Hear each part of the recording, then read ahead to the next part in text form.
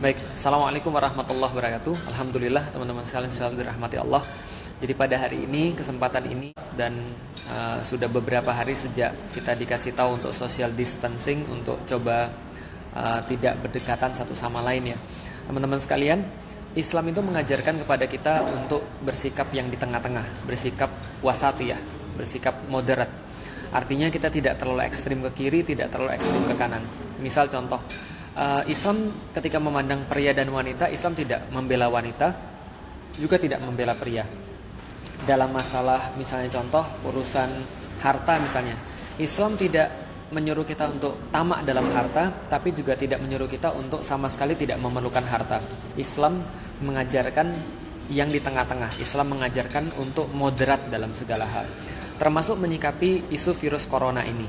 Kenapa? Karena Islam mengajarkan bahwa kita yang namanya stres itu nggak boleh, tapi juga jangan kita untuk memudah-mudahkan atau kita merasa tidak berhati-hati. Yang namanya virus corona, kita juga tidak boleh takut dengan virus corona, karena takut hanya pada Allah. Tapi bukan berarti kita tidak waspada terhadap penyebarannya ini, karena kita sudah tahu ini adalah virus yang baru yang sangat mudah menular, dan walaupun mungkin mortalitasnya tidak setinggi dengan virus-virus yang lain, tapi ini juga cukup berbahaya, khususnya pada orang-orang yang punya kondisi awal dan khususnya bagi orang-orang yang sudah tua. Nah, karena itulah kita coba untuk menjelaskan bagaimana sih sebenarnya di dalam Islam tuh hukum tuh bisa ditelurkan atau bisa dikeluarkan, sehingga kita paham kenapa ada hal-hal seperti ini, seperti pembatasan sholat berjamaah, seperti himbauan untuk sholat di rumah dan seterusnya. Karena bukan Islam yang berubah, tapi kondisinya yang berubah. Jadi gini teman-teman sekalian, menyikapi tentang postingan saya tadi pagi tentang masalah pembatasan sholat berjamaah, kita harus memahami dulu bahwa di dalam Islam itu hukum tidak pernah berubah, dalilnya tidak pernah berubah. Hanya saja hukum fikihnya bisa jadi berubah dalam kondisi-kondisi yang tertentu, dalam keadaan-keadaan yang tertentu, dalam suasana-suasana yang tertentu. Misal, makan minum itu hukumnya boleh, mubah di dalam Islam. Tapi begitu kemudian masuk bulan Ramadan, maka itu menjadi sesuatu yang haram di siang hari dilakukan. Kenapa? Bukan dalilnya yang berubah, tapi kondisi dan situasinya yang berubah, sehingga menjadikan sebagai haram. Contohnya lagi misalnya, perempuan sholat itu wajib, muslimah sholat itu wajib. Tapi begitu mereka masuk ke dalam haid, maka menjadi haram bagi mereka melakukan sholat. Ada yang berkata pada saya, Ustaz, saya pengen banget nih sholat, karena saya menganggap bahwa ketika saya lagi sholat tuh saya taat sama Allah. Nah sekarang saya nggak bisa taat sama Allah karena lagi haid. Gimana caranya, Ustaz? Saya bilang, ya justru kamu harus merasa bahwa ketika kamu nggak sholat itu adalah bentuk daripada ketaatan pada Allah. Kenapa? Karena Allah yang memerintahkan seperti itu. Nah itulah di dalam Islam, tidak ada yang berubah. Yang berubah adalah kondisi dan situasinya, sehingga itu menghasilkan keputusan hukum yang berbeda. Bagaimana sih di dalam Islam hukum itu dihasilkan? Sederhana, dari pengamatan terhadap fakta. Kemudian fakta ini kemudian dilihat oleh para ulama, kemudian ulama-ulama memberikan sebuah keputusan hukum seperti apa terhadap suatu permasalahan ini. Jadi di dalam Islam itu hukum itu bertelur dengan cara seperti ini. Bisa ditelurkan hukum itu adalah dari sini. Ada fakta tertentu yang dianalisis dulu, seperti apa faktanya. Setelah itu fakta ini setelah dianalisis disampaikan dengan cara yang paling bagus, yang paling clear, kemudian baru para ulama mengambil hukum, lalu kemudian mengambil dalil yang paling tepat, yang paling bagus untuk menghukumi fakta tersebut. Contoh misalnya, suatu waktu ada yang nanya kepada Kiai, hukumnya Facebook apa? Kiai nggak bisa menentukan dong, karena dia nggak tahu apa faktanya Facebook itu. Maka dia tanya, Facebook itu apa nak? Maka kemudian santrinya menjelaskan, Facebook itu adalah tempat orang biasanya ketemu, reunian, orang sudah lama ketemuan. Disitulah kemudian mereka berbicara, berinteraksi, dan akhirnya di situ mereka berzina, dan akhirnya mereka melakukan hal-hal yang tidak pantas. Ya, kalau faktanya seperti itu, kata Pak Kiai, ya hukumnya haram. Ya, kenapa? Karena hukum itu sangat terpengaruh dengan fakta. Bagaimana kita menghukumi sesuatu sangat terpengaruh dengan fakta.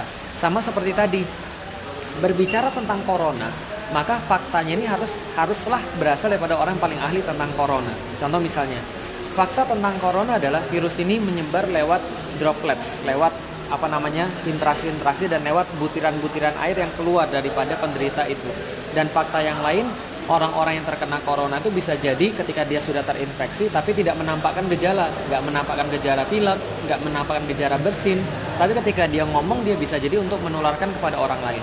Fakta yang lain apa? Karena ini bentuknya sudah wabah, bahkan sudah masuk pada epidemi, bahkan masuk pada pandemi, maka ini paling tinggi. Maka ketika ini sudah menjadi sebuah keadaan yang paling tinggi, paling super, harus diadakan pengawasan-pengawasan, harus diadakan tindakan-tindakan yang juga lebih daripada biasanya. Nah, karena itulah muncul rekomendasi bahwa tempat-tempat yang menjadi tempat berkumpulnya orang lebih baik tidak berkumpul. Libur 14 hari harusnya di rumah supaya memutus mata rantai penyebaran. Karena ibarat api dan sekam, di mana tempat berkumpulnya sekam, di situ bisa muncul api. Maka sekamnya harus dipisah-pisah supaya apinya tidak muncul.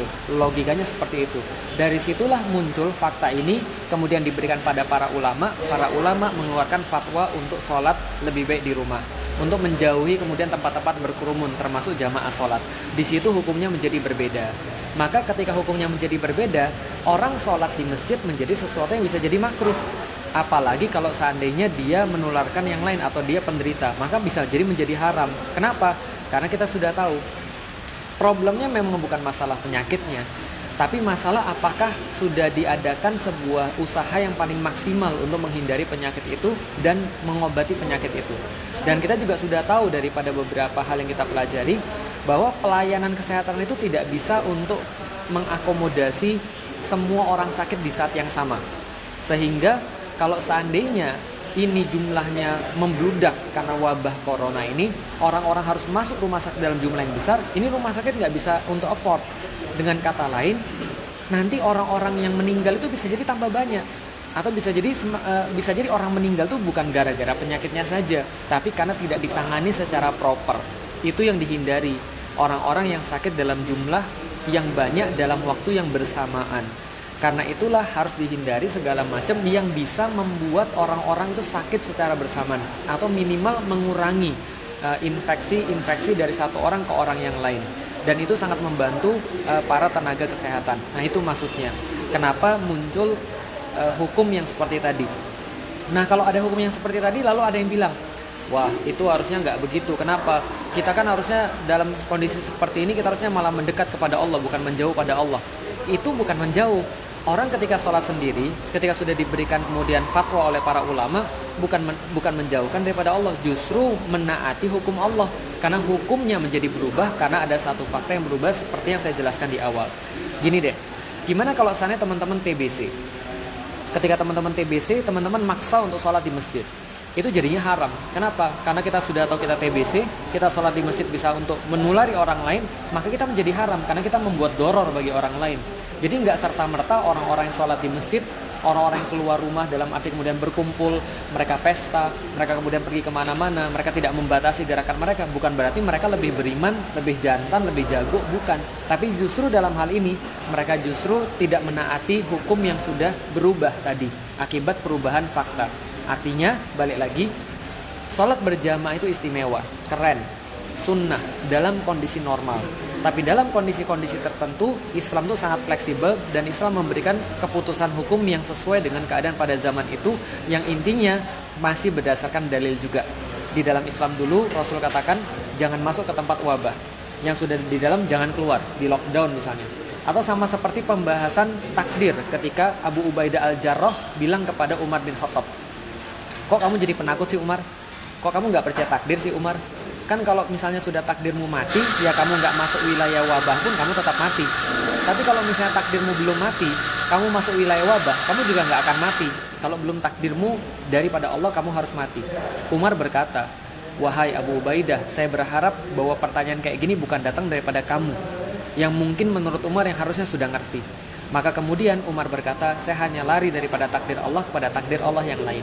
Maka kita, ketika kita dikasih tahu, jangan pergi ke tempat kerumunan orang, jangan pergi kemudian ke tempat orang yang berkumpul, kurangi aktivitas-aktivitas di luar, perbanyak kemudian aktivitas-aktivitas yang social distancing dan seterusnya.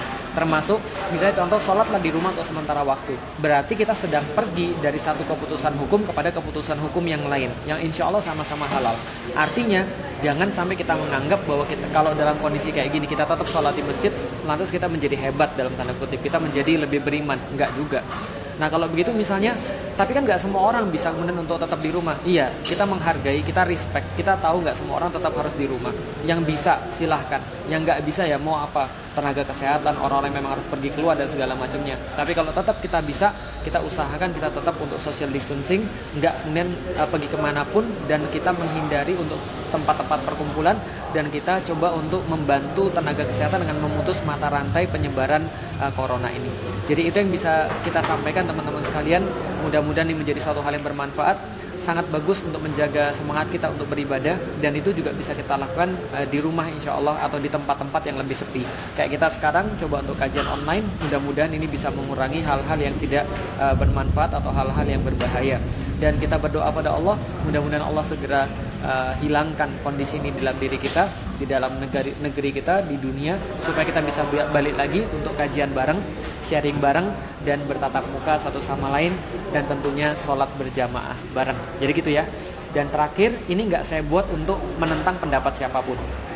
Ini nggak saya buat untuk membenturkan pendapat saya dengan pendapat yang lain. Kalau ada pendapat yang lain dengan dalil yang lain, silahkan. Dengan yang beda agama aja kita juga legowo, apalagi cuma berbeda pendapat dengan yang muslim. Kalau saya secara pribadi, saya memilih untuk menaati atau untuk menuruti apapun yang telah difatwakan oleh para ulama tentang social distancing itu, karena ini adalah bukan permasalahan tentang iman, tapi permasalahan tentang ikhtiar.